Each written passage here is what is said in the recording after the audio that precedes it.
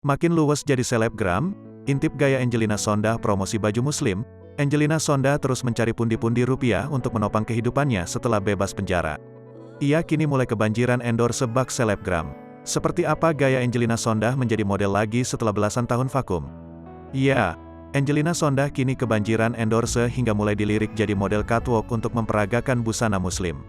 Hal ini terlihat dari akun Instagram Angelina Sondah. Angelina Sondah dengan pede kembali menunjukkan pesonanya sebagai seorang model.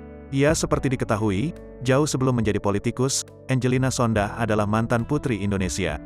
Pesona kecantikannya tak lekang oleh waktu kendati sudah pernah lama mendekam di dalam penjara. Ia kembali berniat untuk terjun sebagai artis dan juga model, meski usianya tak lagi muda. Kendati begitu, tawaran demi tawaran untuknya terus mengalir pasca bebas dari penjara. Hal ini tentunya berdampak pada isi rekening Angelina Sondah yang mulai bertambah. Berbeda dengan sebelumnya, Angelina Sondah justru mengaku tak punya sepeser uang untuk membeli sesuatu pasca bebas dari penjara.